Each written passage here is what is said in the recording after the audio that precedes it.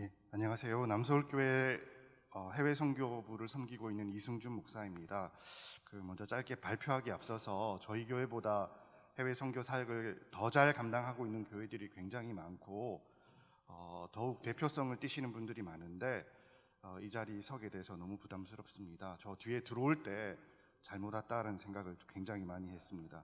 부족하고 전문적이지 않은 내용이지만 그냥 교회들이 이런 고민을 가지고 있다라는 측면에서 한번 들어주시면 감사하겠습니다. 선교사님들과 함께 동역하고 또 아우니치를 비롯한 여러 동원 사역을 감당해야 하는 교회 입장에서 교단 선교부 또 선교 단체와 함께 협력하는 것은 매우 중요한 파트너임에 틀림이 없습니다. 선교단체나 교단 선교부 없이 독자적으로 선교 사역을 감당할 수 있는 교회가 우리 한국적인 상황에서는 아마 거의 없지 않을까, 몇 교회 되지 않을까라는 생각을 해보게 됩니다. 그렇기 때문에 교회 입장에서 선교단체와의 관계 가운데 다음과 같은 주제가 매우 중요한 요소로서 결여가 되어질 때 좀 어려운 그런 상황을 맞닥뜨리게 됩니다. 바로 그 주제가 뭐냐면은 대화와 소통이라는 주제입니다. 한번 넘겨주시면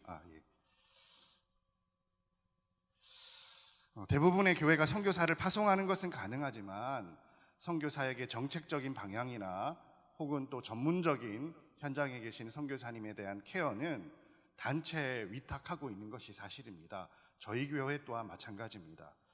정책과 케어를 포함한 전문적인 사역이 가능한 교회 선교부를 가지고 있는 교회가 몇 곳이 되지 않을 것 같습니다.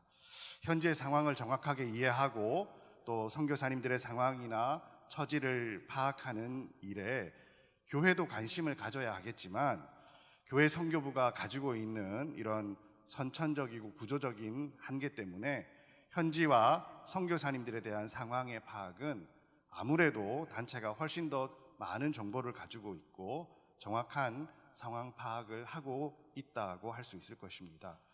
물론 현지에 계시는 선교사님들의 사역에 큰 진전이 있고 환경적인 어려움이 없는 경우에는 이런 커뮤니케이션 부분에 큰 문제가 없게 보입니다. 그러나 다들 짐작하시는 대로 여러 이유로 현장에서 어려움을 겪는 선교사님들의 경우 그런 고충과 어려움들을 교회와 선뜻 쉐어하시기가 어려운 것 또한 사실입니다. 예를 들면은 내적인 번아웃이나 관계에서 비롯되는 갈등 혹은 가정의 문제 등을 화성교회이지만 쉽게 이렇게 오픈하시지 못하는 케이스가 있는 것을 보게 됩니다. 그런가 하면 비자발적인 철수나 필요에 의한 사역지 전환과 같은 주제에 있어서도 사실 교회 선교부가 이를 논의할 만한 전문성이 떨어지기 때문에 자연스레 선교 단체와 혹은 소속되어 계시는 교단 선교부와 우선적으로 논의하시게 되는 것을 보게 됩니다. 이런 이유로 현행 대부분의 교회가 선교 단체나 혹은 교단 선교부와 함께 동역할 때 공식적으로 물론 공문을 주고받고 또 의사소통하면서 함께 동역하지만 이런 상황을 넘어서서 선교를 담당하시는 담당자 간에 긴밀한 인사 상황을 나누는 그런 채널을 좀 만드는 것이 필요하지 않을까라는 고민을 한번 해보게 되었습니다. 다음으로 선교단체의 선제적인 정보 제공이 교회 입장에서는 매우 도움이 된다고 말씀드리고 싶습니다. 저희 교회의 경우에는 지난 코로나 3년 동안에 매년 저희 교회와 관련 있는 파송 선교사님 혹은 협력 선교사님들의 상황을 이렇게 요약하셔서 교회에 보내주실 때 저희 교회가 큰 감동도 있었고 또 큰 도움이 되었었던 것 같습니다. 그런가 하면 어려운 상황만 교회에 쉐어해 주시는 것이 아니라 한편으로 선교사님의 사역이 잘 진행되고 있을 때 선제적으로 교회의 사역의 확장을 위한 논의를 해 주시는 경우도 있었는데 굉장히 인상적이었고 교회가 더 적극적으로 반응할 수 있었던 케이스였던 것 같습니다.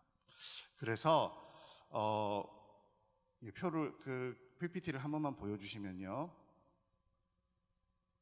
선교 담당자, 예를 들면 선교 목사나 선교위원회를 섬기고 있는 담당자와 또 선교 단체에 계시는 여러 인사 담당자들께서 평소에 꾸준히 소통할 수 있는 채널을 만드는 게 생각보다 많이 필요하고, 이게 약해질 때 교회와 선교사 간의 갈등도 생기지만 교회와 선교 단체 간의 갈등도 생기지 않을까라는 생각을 한번 해보게 되었고, 선교 단체가 지금도 사실 여러 입장에서 수고하고 계시지만 더욱 적극적으로 선교 단체 내부의 상황과 또 선교사님들의 상황들을 교회에 제공해 주실 때 교회가 더 잘 선교 단체와 더불어 동역할 수 있지 않을까라는 생각을 해보게 됩니다.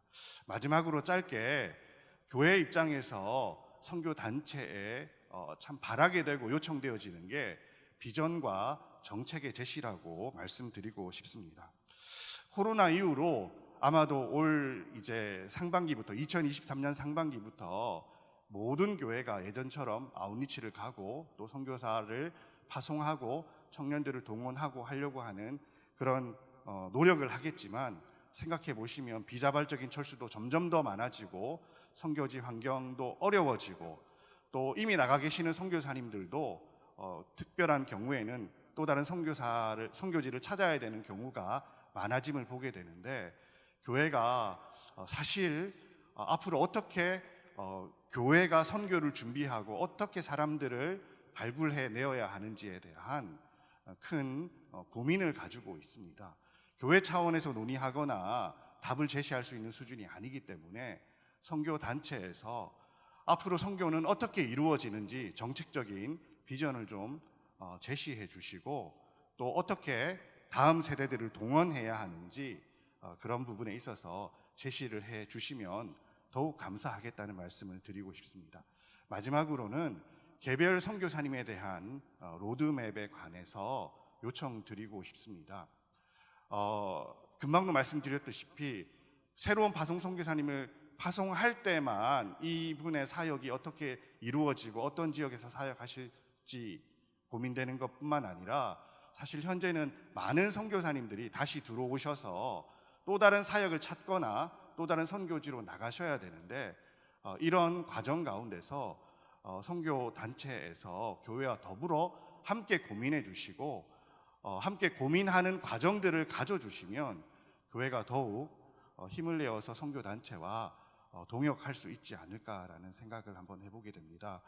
감사하게 많은 단체가 저희 교회만 하더라도 미리 이런 고민들, 예를 들면 비자발적인 철수를 하셨고 국내 사역으로 전환을 하시고 새로운 사역지를 찾는 과정에서 일찍부터 함께 고민해 주시는 그런 경험들이 2년, 3년 동안 있었는데, 교회와 또 선교단체가 더욱더 관계가 깊어지고 함께 동역하는 그런 동역의 강도가 더 커지지 않았나라는 생각을 한번 해보게 됩니다.